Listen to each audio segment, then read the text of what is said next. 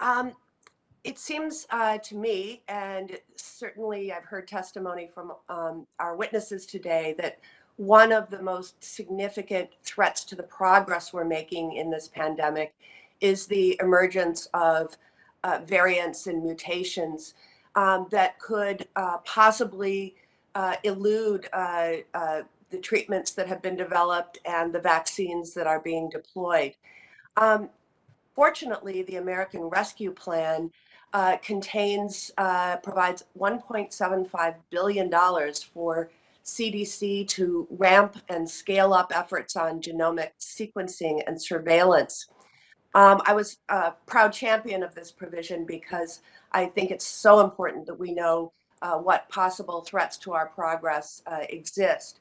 Dr. Walensky, can you describe how the CDC will use this $1.75 billion to combat emerging mutations and variants of the coronavirus? And also give us a sense of how many of the positive test samples ought to be sequenced in order to really have a firm grasp on the emergence of variants? Thank you so much, Senator, and thank you for all of your support in getting us resources to be able to do so. The initial $200 million that was given to CDC to scale up sequencing, we're now doing somewhere between 10 and 14,000 sequences a week, and that is in collaboration with commercial labs, that is in collaboration with public health labs, with academia. The additional $1.75 billion is in fact essential to help fund jurisdictions for next genome sequencing capacity. Not all jurisdictions have this capacity, and we really do need to be able to scale this up across the country. We actually need to be able to scale up our own surge capacity within the CDC for sequencing infrastructure, for CLIA-competent labs, for having scientific computing and IT in CDC so that we can use that infrastructure for when the next surge arises. We need to develop a workforce so that people understand how to do genomic epidemiology. That is not standard education. That is not what people standardly know, and so we need to develop that workforce. And then we need to bolster exactly what's being done already, because we're only at 14,000 right now. We really would like to be up at the 25,000 range. Of course, the number of sequences you do very much depends on the number of the amount of cases that we have circulating. And so we'd like to be up to around 25,000, somewhere in the 5 to 10% of the amount of cases that we have. Thank you. Thank you.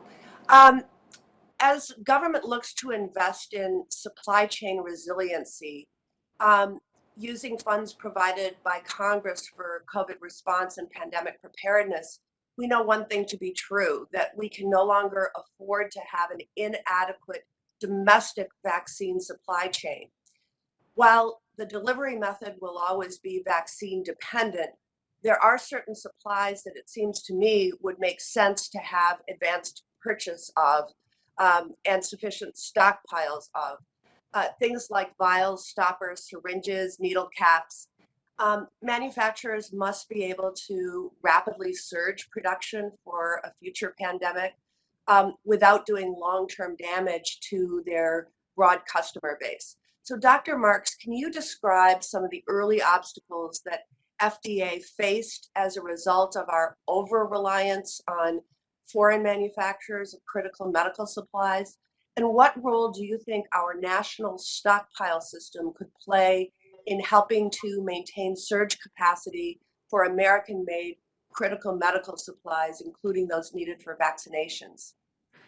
So I may defer some of the stockpile question to Dr. Kessler, but I will say that there clearly was a critical shortage of vials and other manufacturing equipment to be able to move ahead and rapidly produce vaccines. I think that was part of what was overcome by a cooperative effort between industry and government partners early on in this pandemic to try to pick up the pace on that. But I think a key piece of learning for the future is that we have to start to rely on more advanced manufacturing technologies, things that allow us to scale up production, not just for drugs and biologics, but also even for devices so that we can move more quickly.